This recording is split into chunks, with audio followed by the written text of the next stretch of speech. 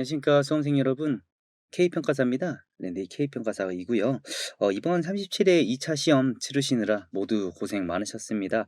저도 이제 37회 2차 시험을 좀 뒤늦게 좀 답안도 예시 답안도 랜디 카페에 업로드를 하고 작성을 좀 해봤는데 이번 시험은 좀 총평을 좀 먼저 좀 시작을 해야 될 것 같아요. 사실 이번 시험은 작년에 비해서 막 엄청나게 어렵다 뭐 이 정도 수준은 아니었지만 평소 난이도에 비해 또 쉬운 편은 아니라고 또 생각을 합니다.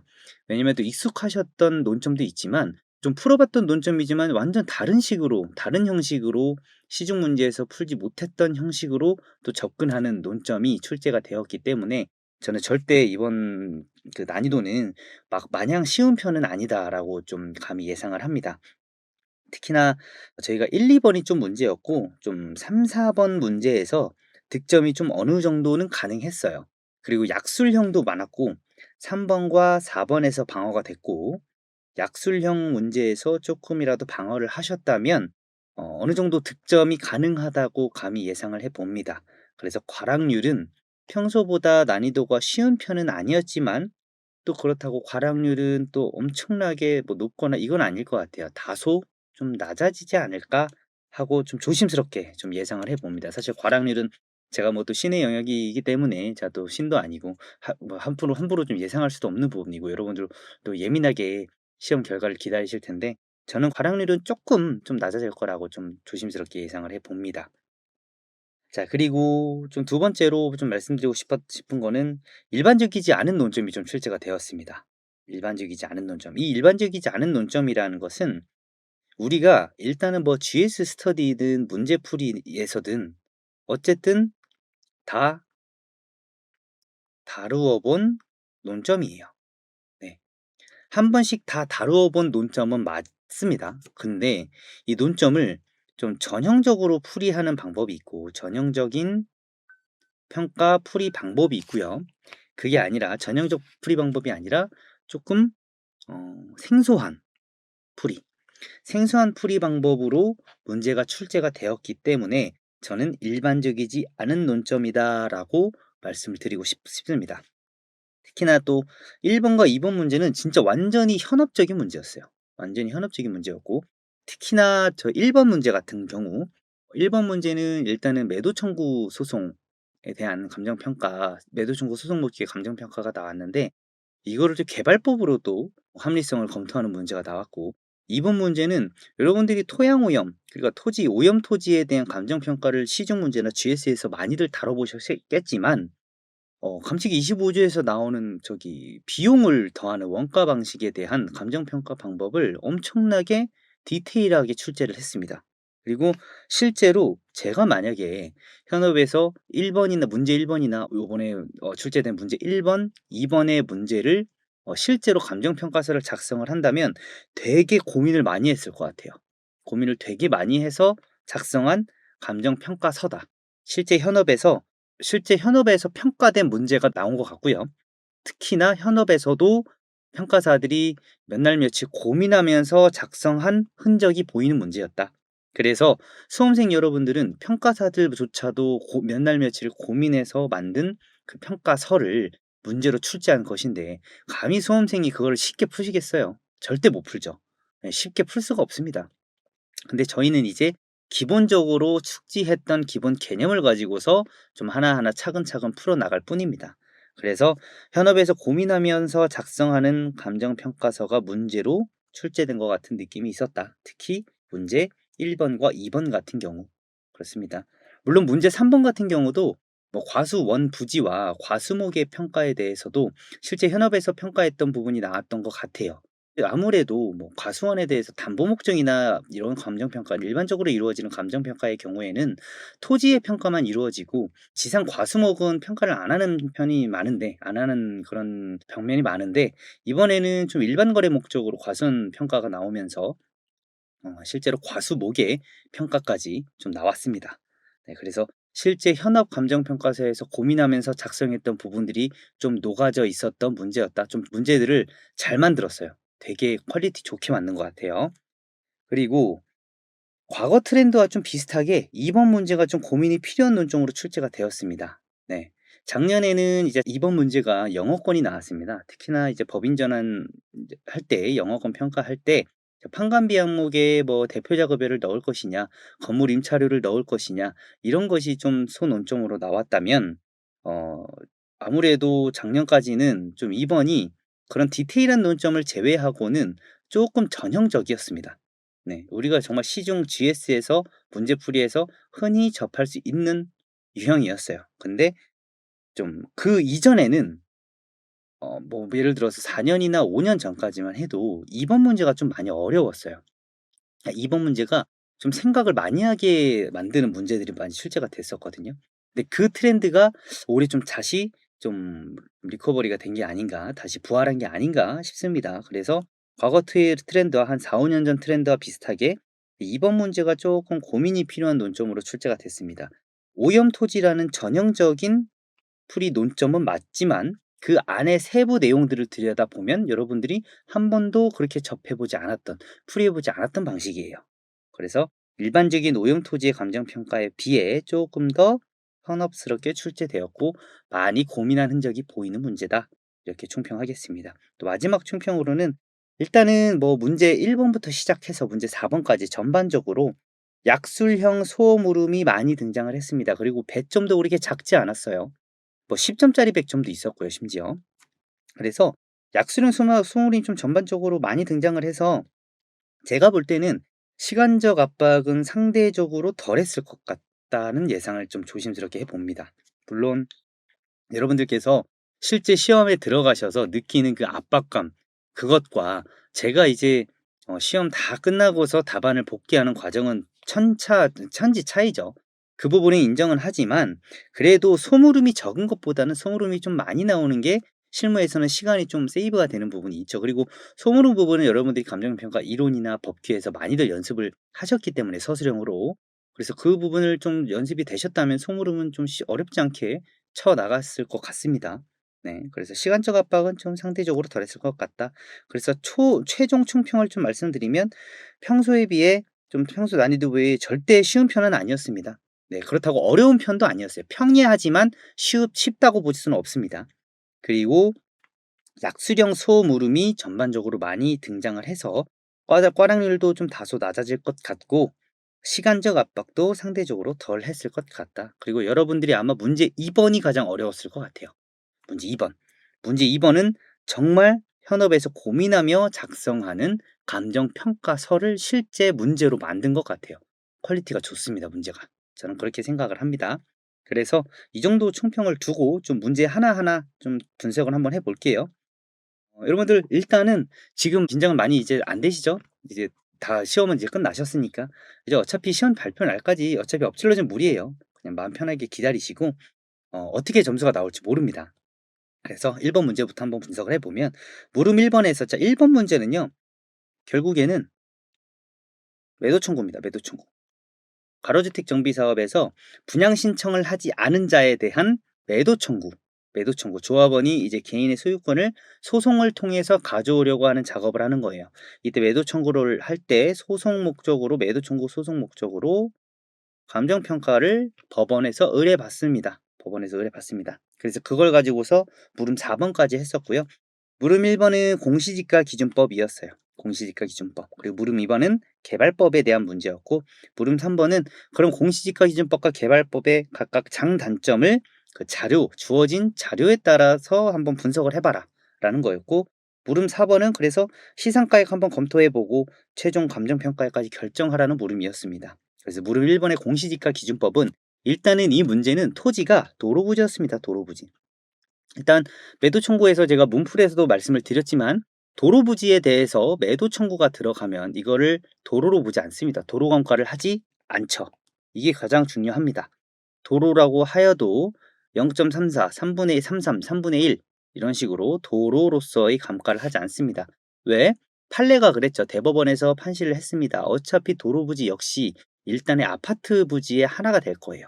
다 뒤집어 엎어서 아파트 부지의 일부가 될 거기 때문에 이거를 대지에 준하여 평가를 하되 대신에 뭐 형상이나 이런 열세함, 현황 도로 부지는 형상이 부정형이 많죠. 이러한 열세함만 좀 개별 요인에서 반영해서 평가를 해라. 너무 도로 부지로서의 가치가 아니라 대지에 준하는 가치로 평가를 하기를 판시를 했습니다. 대법원에서. 분명히 문풀에서도 말씀을 드렸기 때문에 그 부분이 생각이 나셨으면 다행이었어요. 그래서 도로 부지의 매도 청구 평가였고 개별 요인에서 형삼감가를 하셨으면 되는 문제였습니다. 네. 그리고 표준지가 막 6개, 7개 나왔었죠.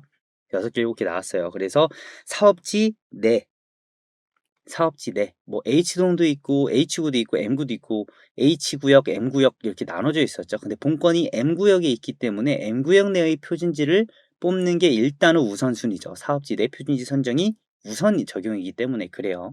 그래서 사업지 내 비교 표준지를 선정하셨으면 되고, 그리고 비교 표준지가 문제에서는 이렇게 하라라고 제시는 하지 않았지만 비교 표준지가 뭐 6개, 7개 이렇게 다양하게 좀 수가 많이 나오면은 아무래도 배제 사유를 좀 써주면 조금 더 좀 점수라기보다는 좀 이미지상 좋아지지 않을까. 예. 왜 그냥 출제자가 일부러 귀찮은데 표준지를 6개, 7개 이렇게 다양하게 괜히 주는 게 아니거든요. 네, 그래서 비교 표준지 선정 사유나 배제 사유를 좀 구체적으로 좀 써줬으면 이미지상, 답안 이미지상 좀 좋지 않았을까 하는 생각이 듭니다. 또 그리고 공시지가기준법에서 그 밖의 요인 비교가 있었습니다. 거래 사례가 있었고 평가 사례 2개가 있었어요. 어차피 이 문제는 원래는 기본적으로 현업에서 매도 청구 평가를 할 때 저희가 공시지가기준법을 기준으로 당연히 갑니다. 왜? 감칙 14조에 토지는 무조건 공시지가기준법으로 결정을 할 수밖에 없어요. 근데 거래사례 비교법으로도 합리성을 검토를 하죠, 현업에서는. 근데 이 문제는 거사비가 아니라 개발법이었어요. 그쵸? 그러니까 무릎 2번에서 개발법을 딱 제시를 했기 때문에 거사비는 아예 쓰지 않는 논점이었습니다. 그럼 자료에서 제시된 거래 사례는 무엇이냐? 결국엔 이건 급학교인 비교할 때 쓸 수 있는 자료구나 라고 해서 평가 선례랑 거래 사례를 봤는데, 평가 선례에서 이제 디귿 같은 경우에는 소유권 이전 소송, 즉 매도 청구 소송 목적으로 동일하게 평가된 선례였어요. 그래서 선정이 가능한 선례였고, 거래 사례 같은 경우에도 첫 번째 거래 사례와 두 번째 거래 사례가 있었는데 두 번째 거래 사례는 소유권 이전이 안 됐습니다. 소유권 등기. 즉 제가 문풀에서도 항상 말씀드렸지만 우리는 항상 등기가 완료된 실거래 사례를 선정을 합니다. 등기가 완료되어야 해요. 실거래 사례가. 등기가 완료가 안 되시면 거래 사례를 선정할 수가 없습니다. 거기다가 두 번째 거래 사례는 저가로 거래된 것까지 포착이 됐어요. 사정까지 있습니다. 사정 개입이 돼 있었습니다.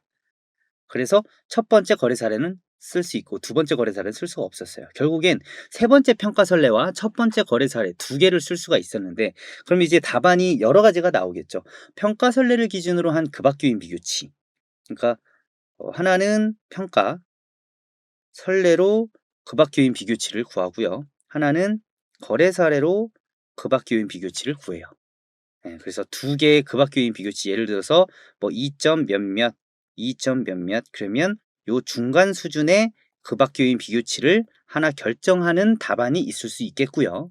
네, 아니면 그냥 아예 거래 사례만으로도 선정하거나 평가 선례만으로 급학교인 비교를 할 수도 있었어요. 근데 저 같은 경우에는 이렇게 했습니다. 그냥 평가 선례만 썼어요. 평가 선례 3번만. 평가 선례 3번만 썼고요.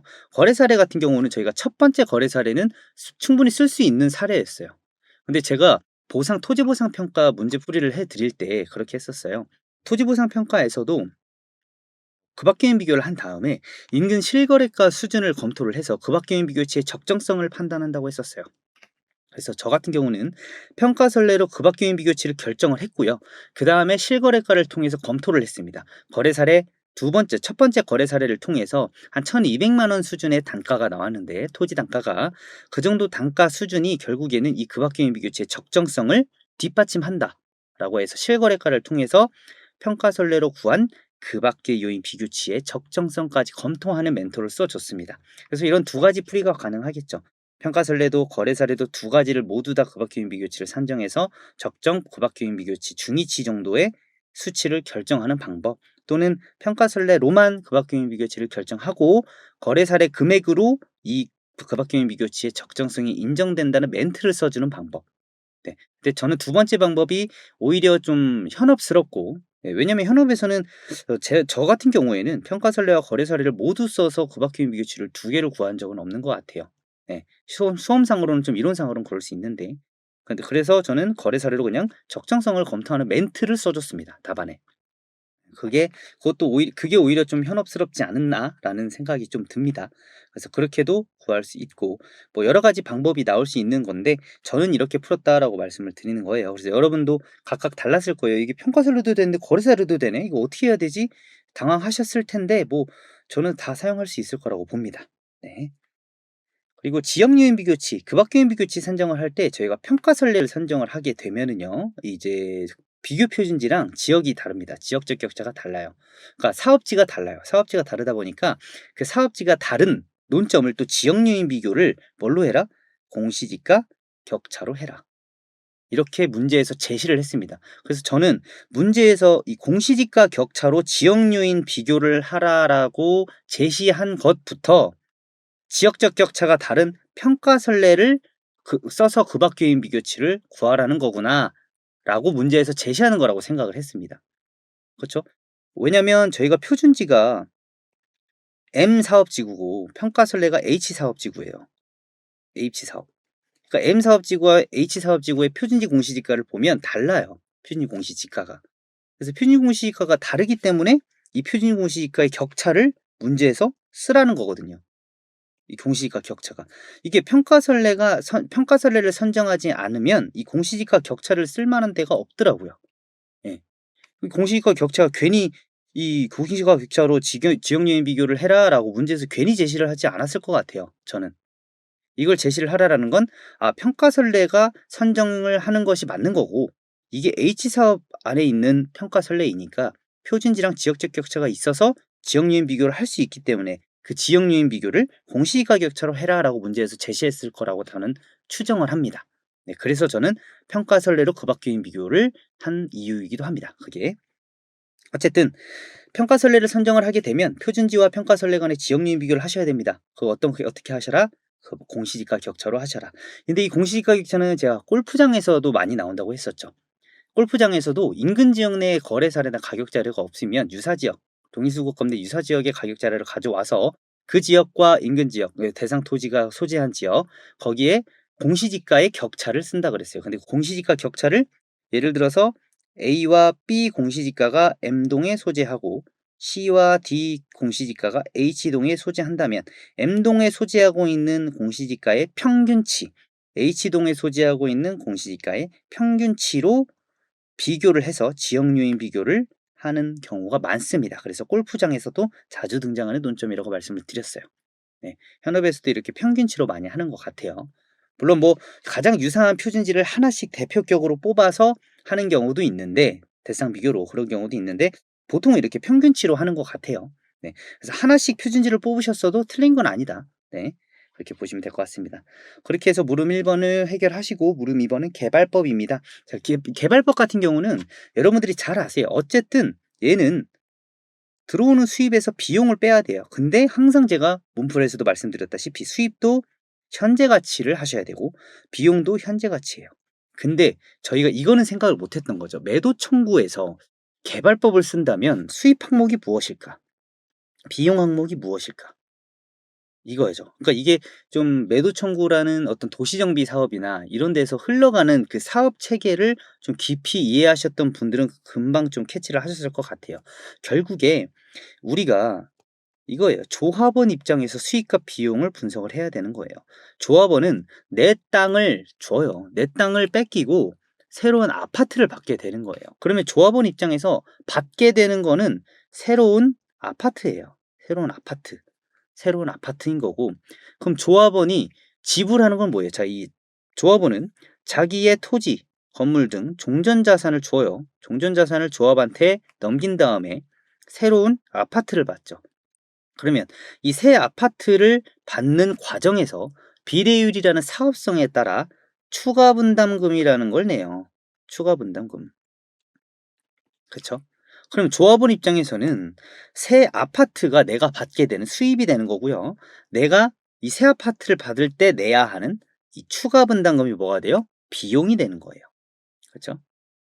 그렇죠. 그래서 수입은 조합원 분양가가 아니라 이제 새 아파트를 받을 때 조합원 분양가로 새 아파트를 받을 수 있지만 예를 들어 조합원 분양가가 5억인데 새 아파트 시세가 이 분양을 받을 때 7억이에요. 인근의 아파트 시세가.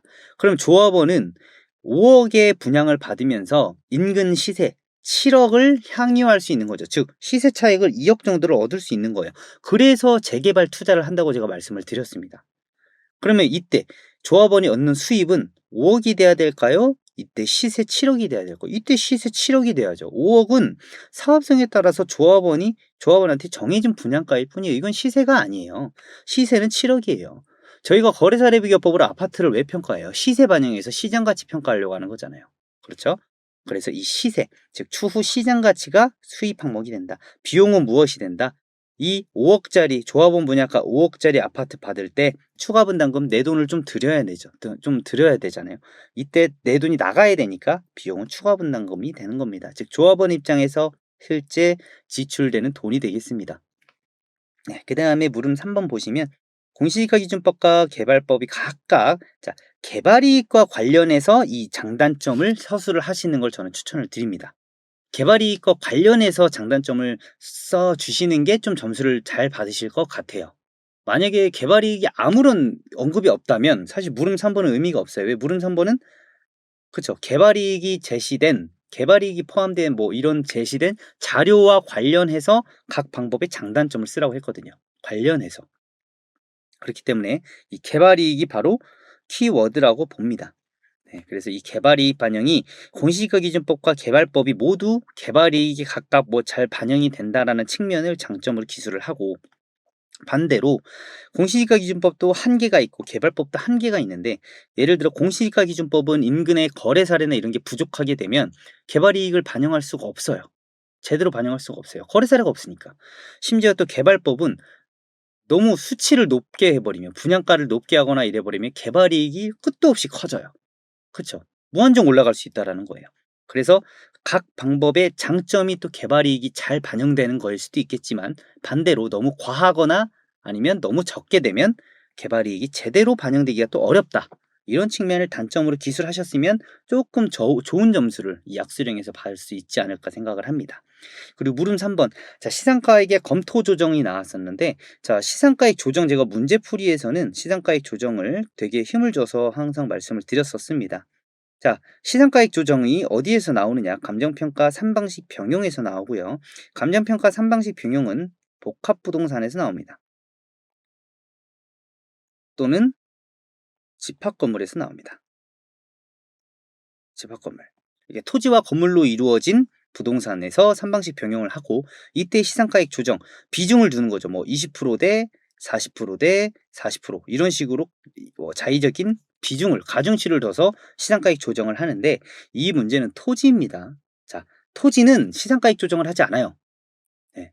여러분들이 여태 풀으셨던 문제를 쭉 보시면은요, 토지를 가지고 시상가액 조정하는 문제는 없습니다. 왜냐? 현업에서도 그렇게 하지 않아요. 토지는 무조건 감칙 14조에 따라 공시지가 기준법으로 일단은 평가액을 결정을 하셔야 됩니다.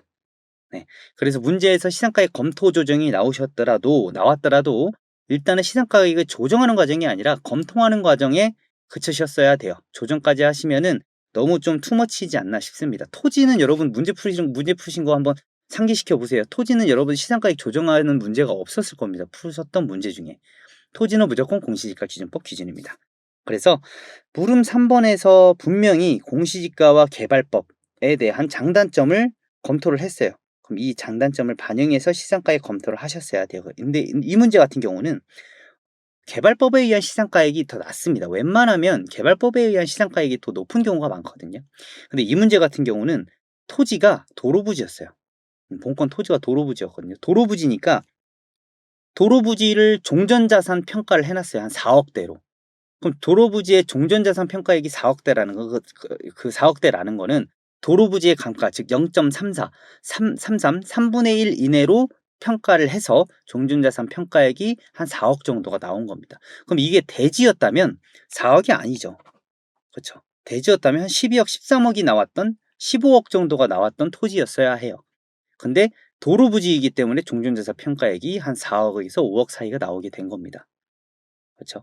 그러면 종전자산 같은 경우에는 우리는 조합원이 종전자산가액이 높으면, 그렇죠? 종전 자산 가액이 높으면 이것과 균형해서 추가로 내야 할 분담금이 적어질 수밖에 없어요.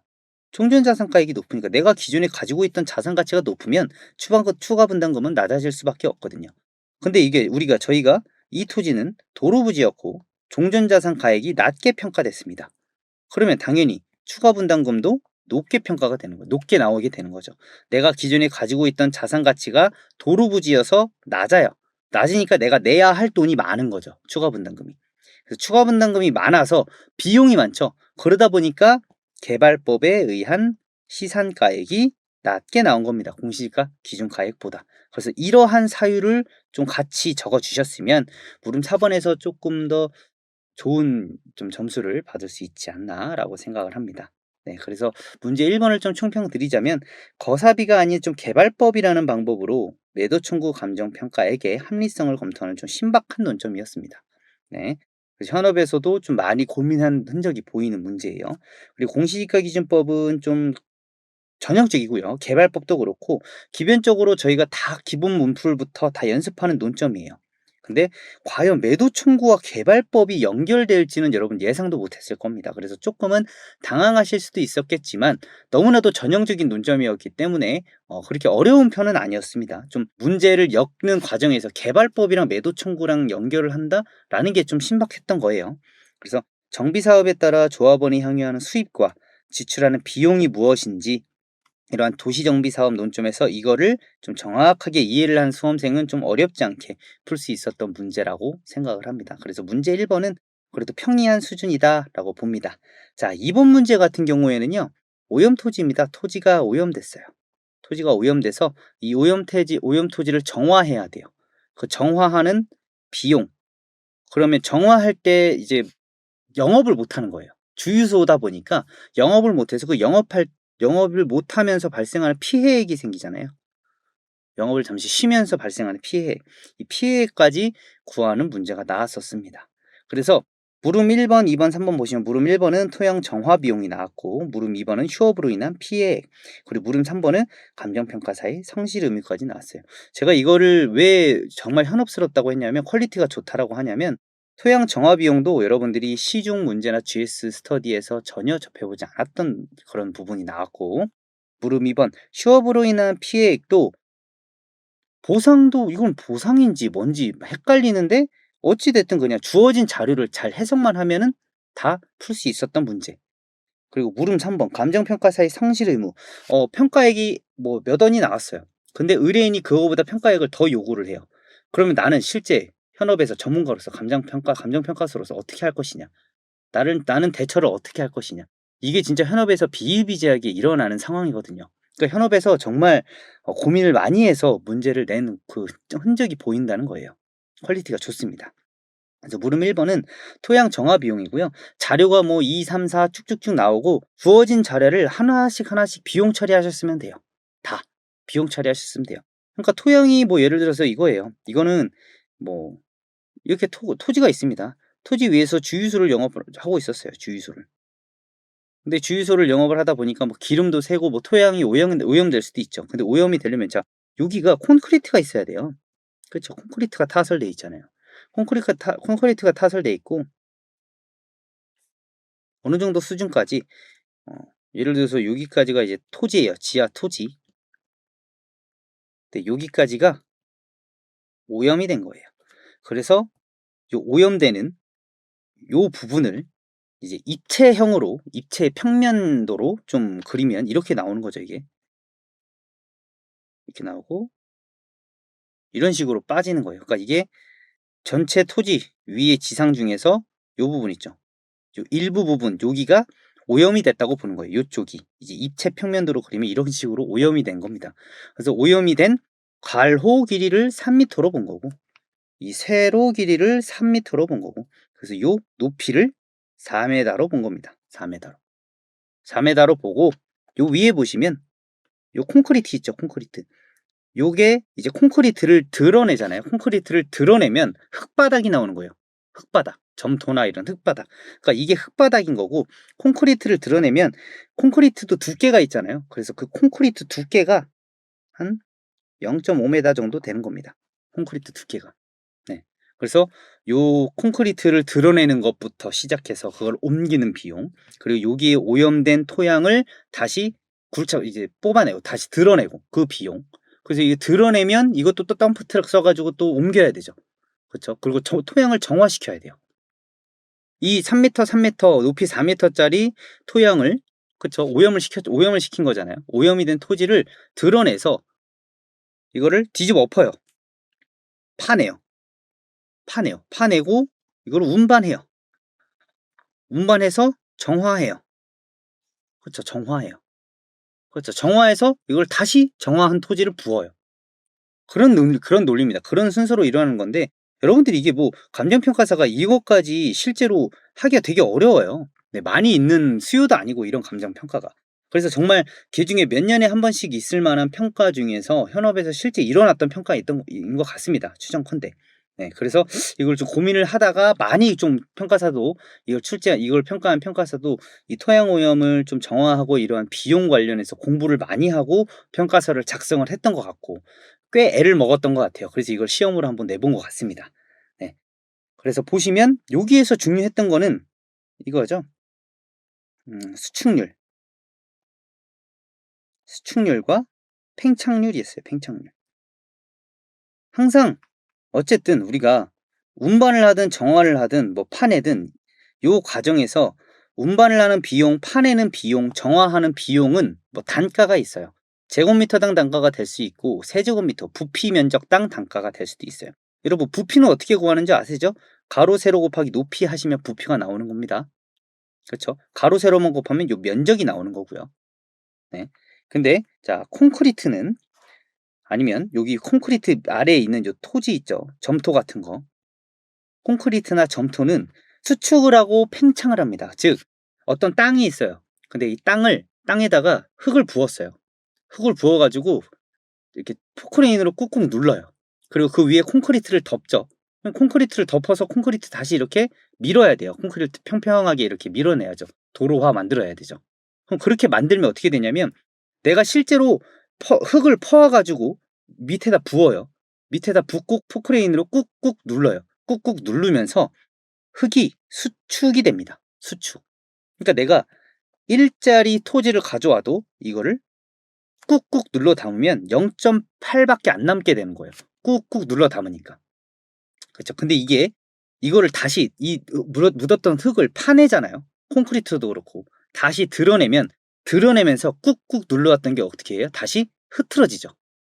그렇죠. 꾹꾹 눌러서 이렇게 네모 반듯하게 만들었던 흙을 다시 파내면 이게 막 이렇게 흐트러진단 말이에요.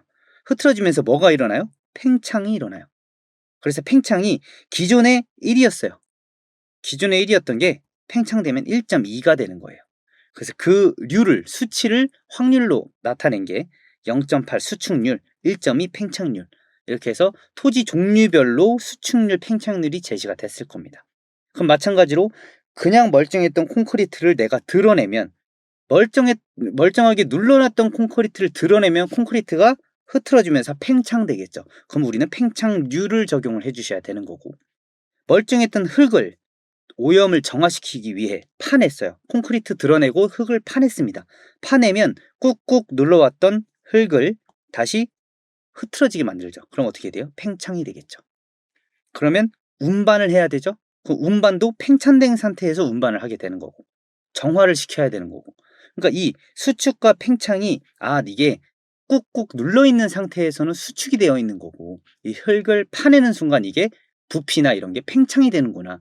이 개념을 알고서 문제를 푸셨어야 됩니다. 근데 제가 볼 때는 이 팽창률과 수축률에 대한 이해가 수험생으로서는 어려웠을 것이라고 생각이 됩니다. 예상이 돼요. 그리고 이 팽창률과 수축률을 아마 물음 1번에서 적용을 하신 수험생도 있을 것 같지만, 어떤 항목에서 예를 들어 콘크리트를 파내고 여기에서 팽창률을 적용해야 되는지 수축률을 적용해야 되는지, 그러니까 각각의 항목에 어떤 거는 팽창률을 적용하고 어떤 거는 수축률을 적용하고 이렇게 나눠져 있는데, 그거를 제대로 분류해서 팽창률과 수축률을 적용한 수험생은 극히 드물 거라고 생각을 합니다. 그러니까 요거는 맨 땅을 파내면 토지가 팽창이 되고 다시 흙을 부어서 꾹꾹 누르면 토지가 수축이 되는 거예요. 땅에 파묻어야 되니까 꾹꾹 눌러 담는다. 이렇게 쉽게 이해하시면 되고, 결국에 물음 1번에서 제대로 푼 사람은 많이 없을 것이다. 많이 없을 거고, 논점은 그겁니다. 제일 중요한 거는 내가 수축률과 팽창률을 적용을 했냐, 이게 제일 중요할 것 같아요. 수축률과 팽창률 자체를 적용을 안 하셨으면 적용을 한 사람보다는 점수가 덜 나올 것 같아요. 근데 수축률과 팽창률을 적용을 한 사람은 그래도 어느 정도 점수는 받을 것 같아요. 근데 적용을 하셨더라도 정확하게 분류해서 정확한 적용은 못 하셨을 것 같아요, 대부분의 수험생이. 네. 그래서 쪼끔이라도 좀 더 정확한 적용을 했던 사람이 한 사람이 좀 점수를 많이 좀 득점을 할 것 같습니다. 네. 그러니까 수축률과 팽창률을 적용을 안 해야 되는 부분인데 적용을 한 부분도 뭐 한 사람도 있을 거고, 적용을 해야 되는 부분인데 적용을 안 한 사람도 있을 거고, 이게 다르겠죠. 어쨌든 수축률과 팽창률을 적용을 했다라는 사실이 중요하다. 하지만 모두가 웬만하면 대부분의 수험생이 이 수축률과 팽창률을 정확하게 적용하기는 힘들었을 것이다. 그래서 하나라도 더 수축률과 팽창률을 더 정확하게 적용한 사람이 조금이라도 더 득점을 하는 물음이지 않을까? 물음 1번이 그렇게 좀 조심스럽게 예상을 해보고요. 물음 2번은 휴업으로 인한 피해액이었어요. 이거는 휴업 기간 1개월이 제시가 됐고요. 손익계산서, 2025년도에 손익계산서를 활용하라고 문제가 제시가 됐습니다.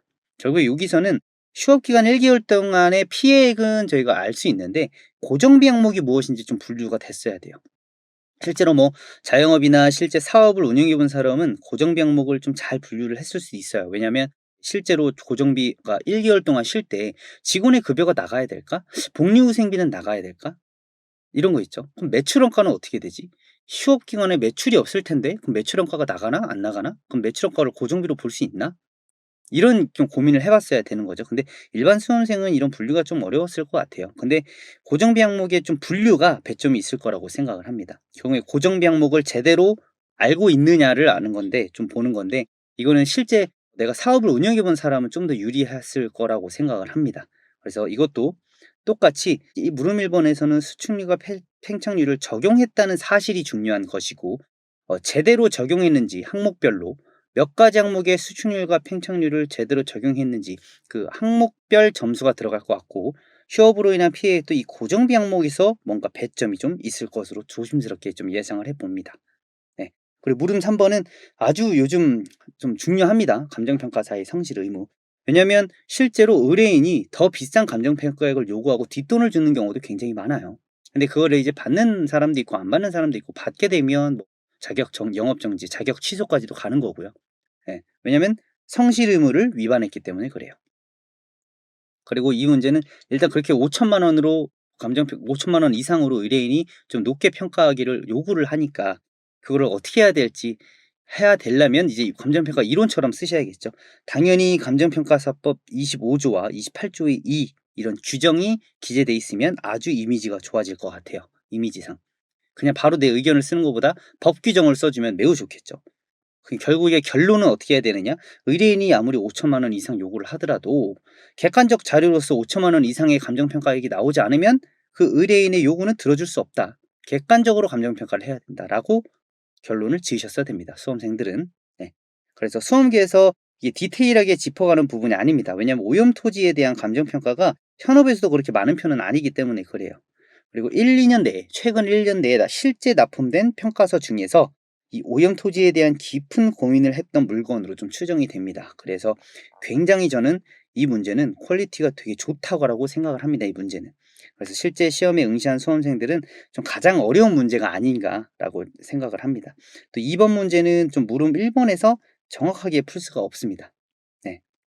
물음 1번에서. 그래서 물음 2번과 3번을 좀 충실히 채워서 물음 1번에서 놓친 배점을 물음 2, 3번에서 좀 복구를 하는 그런 모습을 보인다면 좀 점수 방어가 되지 않을까 생각을 합니다. 그 다음에 3번 문제입니다. 3번 문제는 과수원 부지와 과수목의 평가였습니다. 자, 과수원은요, 결국에 과수원 부지와 과수목 자체가 일괄로 거래되는 경우가 있어서 일괄 거래사례 비교법을 쓴다라고 감칙 18조에 나와 있어요. 근데 현업에서는 사실 과수원이 일괄로 거래된 사례가 많이는 없어요. 많이는 없어요. 네. 그리고 그 많이는 없기 때문에 평가를 결국 과수원 부지 따로 평가하고 과수목 따로 평가를 합니다. 과수원 부지는 토지니까 당연히 공시지가기준법이죠. 그다음에 거래사례 비교법으로 합리성을 검토하겠죠. 그럼 과수목은 뭐냐? 이거는 우리가 뭐 근라저법이나 뭐 근라저법 이런 거 있잖아요. 그렇죠. 임목기만가법에서 임목의 평가냐? 그게 아니에요. 과수목은 결국에는 수익수예요. 과수를 맺어서 열매를 맺어서 열매를 팔아서 수익을 얻을 수 있는 나무이기 때문에 과수목은 이게 수익이 발생하냐 안 하냐로 나뉘는 거예요. 수익이 발생을 하면 어떻게 돼요? 수익을 가지고 수익환원법으로 평가를 할 수 있겠죠. 수익환원법으로. 그럼 수익이 발생이 안 해요. 수익 발생을 하지 않아요. 그러면 이 과수목은 결국에 열매를 맺어서 수익을 내는 나무인데 열매를 못 맺어요. 그러니까 수익을 못 내는 거거든요. 그럼 수익을 못 내면 이 과수목 나무 자체를 시장에서 팔아요. 시장에서 나무 자체를 팔아요. 아니면 시장에서 나무를 팔지 못해요. 이렇게 거래를 할 수 있느냐 없느냐로 나뉘겠죠. 시장 거래를 할 수 있다면 이 거래 가격, 나무 자체가 거래되는, 과수목 자체가 거래되는 거래 가격에다가 나무를 벌채해야죠. 벌채비, 그리고 시장으로 운반해야 돼요. 운반비. 그래서 거벌운 해서 거래 가격, 벌채비, 운반비. 이렇게 빼서 수익이 발생을 안 하더라도 나무 자체가 거래가 된다면 이 산식으로 해버리는데, 만약에 시장에서도 거래가 안 돼요. 그러면 여태까지 투하된 비용을 그냥 다 계산을 해버려요. 기준 시점 상태로. 자, 이거 어디서 배웠습니까? 토지보상법에서 배웠습니다. 네, 토지보상법에서. 토지보상법에서 임목의 보상, 임목의 보상, 묘목 등의 보상 평가 방법이 이렇습니다. 네, 그래서 요거를 알고 계셨던 분은, 좀 공부를 하셨던 분은, 조금이라도 읽으셨던 분들은 충분히 대처가 됐었던 거예요. 이것까지 안 하면, 이걸 뭐 안 하셨던 분들은 이제 아예 못 푸셨을 것 같아요. 네. 그래서 과수원 부지는 어쨌든 감칙 18조에 따라서 일괄거사비가 원칙인데, 현업에서는 거의 과수원 부지만 평가하는 경우가 많아요. 그래서 과수원 부지는 일반적인 토지평가, 그래서 공시지가기준법과 거사비로 평가를 하고요.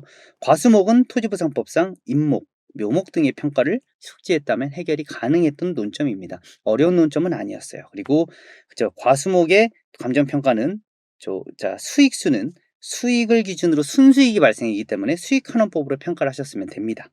그리고 유령수는 수익이 발생이 안 한다라는 거예요. 예.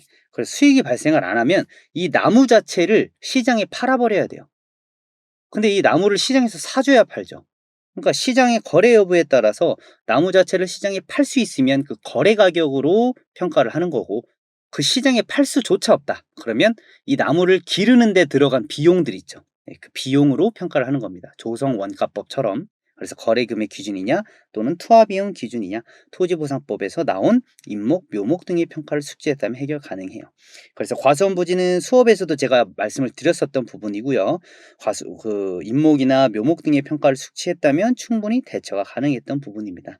그리고 물음 2번 같은 경우는요, 좀 15점, 배점이 15점이에요. 그래서 수익수 같은 경우도 물음 2번은 정률 성장을 하기 때문에 그냥 K개수를 썼어도 됐는데, K개수 써버리면 15점 배점 채우기가 굉장히 어렵습니다. 그래서 저 같은 경우는 표를 만들어서 매액이 순수익이 어떻게 변하는지도 다 답안에서 보여줬고요. 좀 답안을 15점 배점으로 충분히 늘리는 능력도 있었어야 합니다.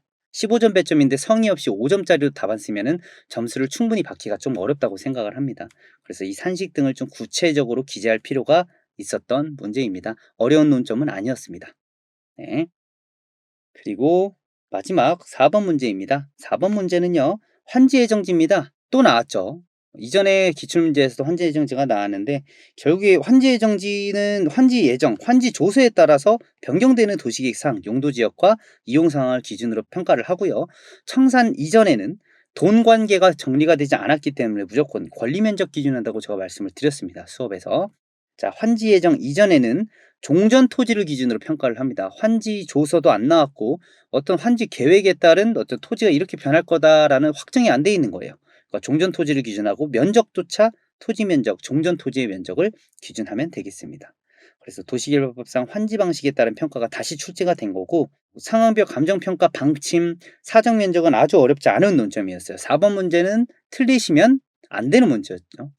그러니까 이거는 10 점짜리 문제라면 최대 뭐 진짜로 6-7 점, 그러니까 60% 70% 이상은 무조건 득점을 하셨어야 하는 논점입니다.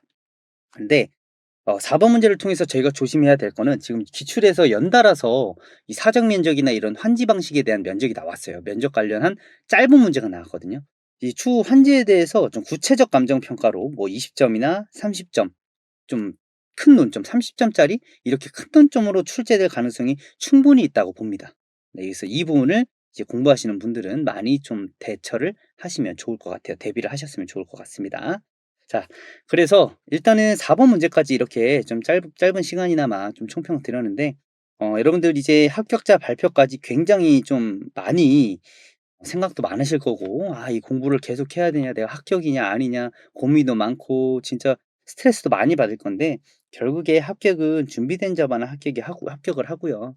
제가 지금 설명해 드린 것 중에서 문제 1 번과 3 번과 4번 여기에서 그래도 어느 정도 무난하게 썼다라고 하시면 한번 2 번을 한번 복기를 해 보세요. 여러분들이 2 번을 복기를 할 때 물음 1 번에서 수축률과 팽창률을 적용을 했느냐, 그러니까 이게 제대로 적용을 했느냐는 상관이 없어요. 아마 제대로 100% 제대로 적용을 한 사람은 극히 드물 거예요. 근데 적용을 한 게 중요한 거예요. 수축률과 팽창률을 무시를 해 버리고 그냥 비용만 쭈루룩 가산한 사람은 사실 좋은 점수를 받기는 어려울 것 같아요. 근데 수축률이나 팽창률을 적용하려고 노력한 사람은 물음 1 번에서 어느 정도 배점을 방어를 할 것 같아요. 네. 그래서 이 물음 1번, 그리고 사실 오염토지 2번 문제에서 물음 2 번과 물음 3번 같은 경우는 물음 1 번에 비해서 그렇게 어려운 난이도는 아니었거든요. 그래서 물음 2-3 번에서 그냥 어느 정도 했고, 물음 1 번에서 수축률과 팽창률을 그래도 좀 적용이라도 했다라고 하시는 분들은 그래도 실무에서 좀 합격 점수 바라 볼 수 있을 것 같다고 좀 조심스럽게 예상을 해 봅니다.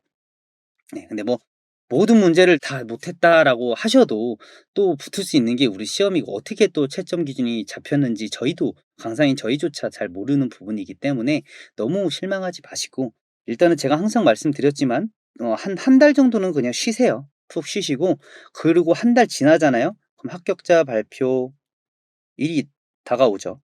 한 달 정도는 쉬시고, 휴식. 한 달 지나고 합격자 발표일까지 남은 기간 동안은 감정평가 실무라도 하루에 1일 뭐 한 50 점에서 100점 정도 꾸준히 합격자 발표일까지 쭉 풀어 주세요. 네. 내가 붙을지 안 붙을지 모르잖아요. 그러니까 쭉 풀어서 실무에 대한 감각만 좀 유지하는 식으로 조금 대비를 하시면 좋을 것 같습니다. 불합격을 대비하시면 좋을 것 같아요. 합격하시면 그냥 책 다 버리시면 됩니다. 네. 일단은 37회 2차 시험 준비하시느라 모두 고생 많으셨습니다.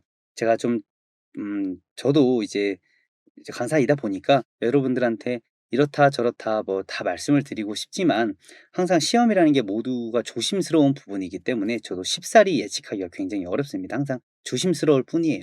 그리고 여러분들도 굉장히 예민하신 부분이기 때문에 저도 여러분들의 상황을 잘 이해하기 때문에, 여러분들께서 기다리는 시간 동안에 긴장하지 마시라고, 좀 마음 편히 있으시라고 제가 이렇게 좀 강평을 드린 거고요.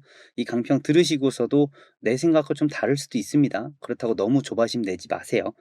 한 달 휴식하시고 합격자 발표일까지 실무 하루에 50 점에서 100점 정도만 쪼끔씩 채비를 하면서 대비를 하시면서 감각만 좀 살려주세요. 그러면 혹시라도 불합격하시더라도 충분히 내년도에는 합격할 수 있으니까, 모두 고생 많으셨고 일단 여러분들의 합격을 뒤에서 좀 응원하고 있겠습니다. 네, 모두 고생 많으셨습니다. 여태까지 강평 들어주셔서 감사합니다.